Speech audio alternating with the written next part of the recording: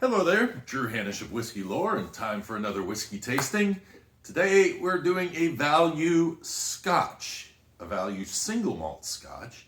And the reason I am doing this is because, I don't know about you, but if you've been watching the market lately, it seems that our life savings are kind of tamping down a bit here lately, and there's really no sign of when this is going to turn around. So it might be time to start looking more into some budget whiskeys.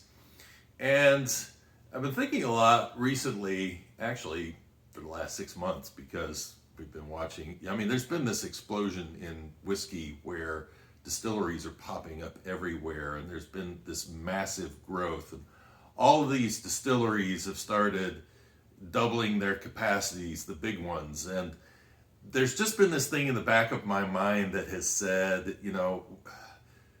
this always comes to an end at some point where everything will either tail off and the growth will just slow down to a trickle, or sometimes it'll do like in 1898 and you had the big Pattison crash and the whole market just went down. And I'm not saying that's what we're running into here, but whenever there's a point where you're having the prices go up with inflation, because we're getting a double whammy here. We got prices going up with inflation, we got the markets going down at the same time.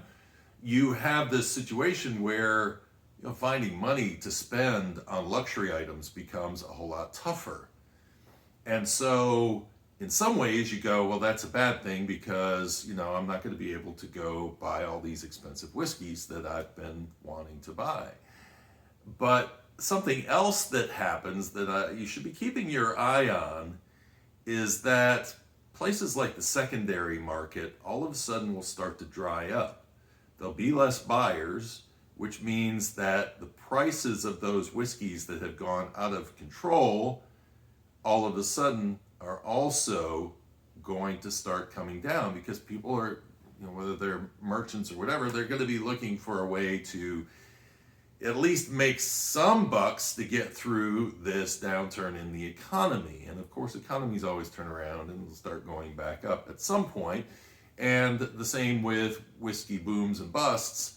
At a certain point, the whiskey market may slow with the economy, but if the interest is still there for whiskey, and I don't see the interest for whiskey going away anytime soon, then things will recover at a certain point. So I bring all of this up because because it's been on my mind a lot lately. Again, I spend my days working on writing my Irish whiskey book and doing a lot of research for that, but also keeping an eye on what's going on with my stocks at the same time.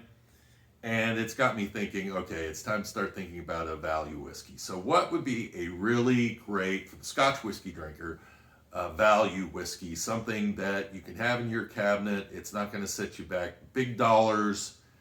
And GLENMORANGIE 10-year, called the original, is, I think, one of the best value single malts out there. I have seen it in the $35 range. I think it probably heads more to the $40 range, maybe 40 to 45. And of course, in the world of Scotch, without going to a blend, that's a pretty good deal. There's some other ones, Tomatin comes to mind.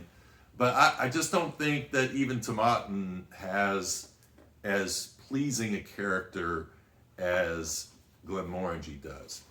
Now, we'll take a look at my map of Scotland, and GLENMORANGIE is north of Inverness. So you're going to find it right up here in the town of Tain.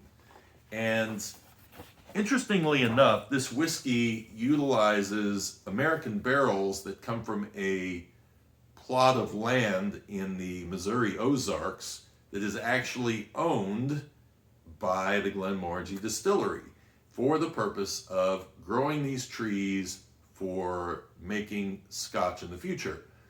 But the thing is that they aren't using virgin oak barrels for GLENMORANGIE 10.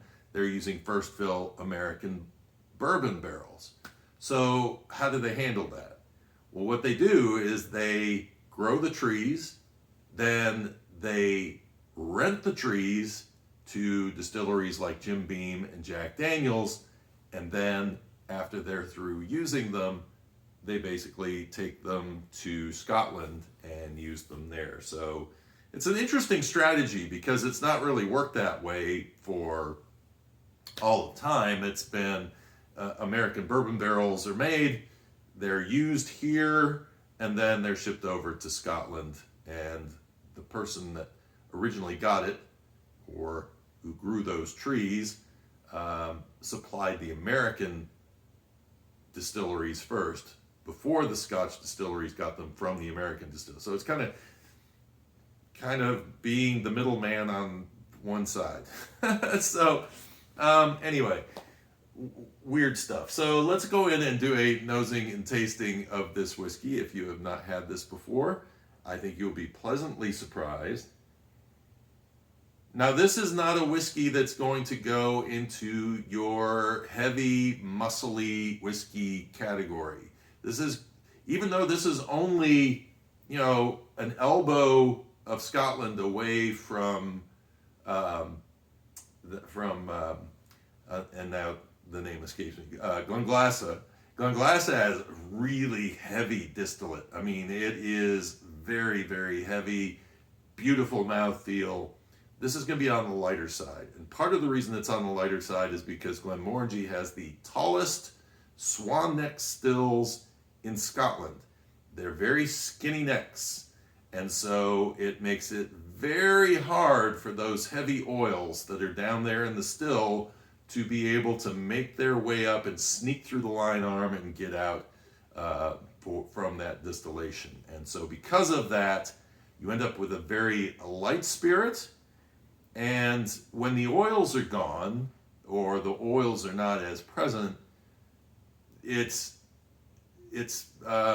most of the distillers I've talked to talk about the fact that what is getting to the top is light and fruity, usually.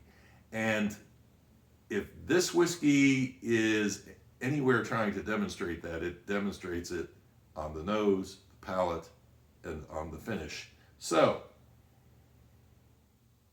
we get nice orange peel is the number one thing that stands out to me on this. I mean, it literally close your eyes and you will think that you are nosing an orange. There's some nice subtle baking spices in there. It's almost maybe a wood spice that's coming in there as well. Kind of like a toasted almond. I get the bourbon barrel influence. There is a little bit of vanilla in there and also some toffee that comes in on the nose. Very nice, pleasant nose.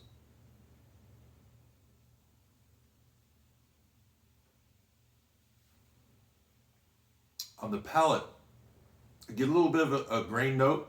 I get a nice orange flavor in there. It dries out a little bit. It's never overly sweet. You get more of a citrus peel on the end, but it's not a bitter citrus peel. It's just a hint of a citrus peel. That grain and kind of lemon note comes in. It's really interesting how much the grain is involved in this single malt. Again, very light.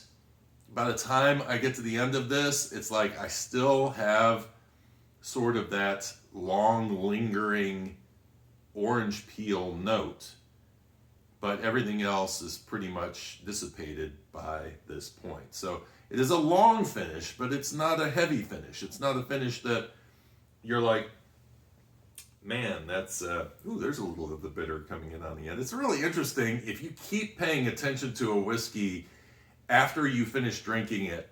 And a lot of people will give up on the finish after maybe 10 seconds at most. And some whiskeys will hang with you for a minute or two, or even longer, where you're like, wow, I still have a sense of some of the flavors, one or two of the flavors in there. Some of the honey coming through still at this point.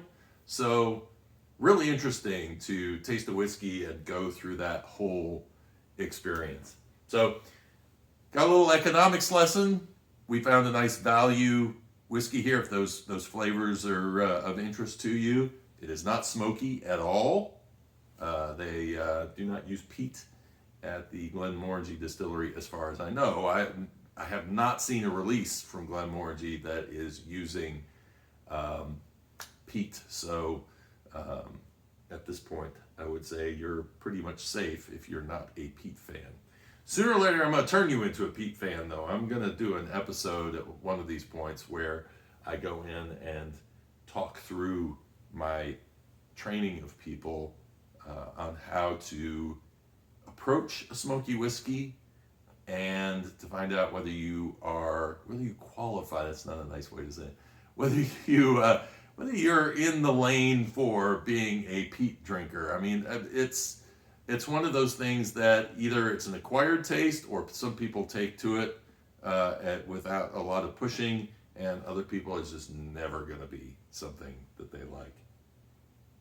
I hope you enjoyed this video. Ooh, nice orange, really nice orange on this. If you liked it, give me a like below, and also subscribe if you would like to watch more of these videos down the road. And comments, I love your comments. Are you a fan of the Austrian theory of economics like I am, the boom and bust cycle? I see it over and over again, so it's like it's one of those things that I think it was around 1900 that the Austrian school of economics kind of phased out, and there have been some people who've come along, like Milton Friedman, who is a big proponent of it, and free market capitalism and all the rest. So anyway, that's a whole story for another video. Actually, you'll find plenty of videos on that. Maybe not Austrian theory, but other theories, that's for sure. Until next time, cheers and Slainte.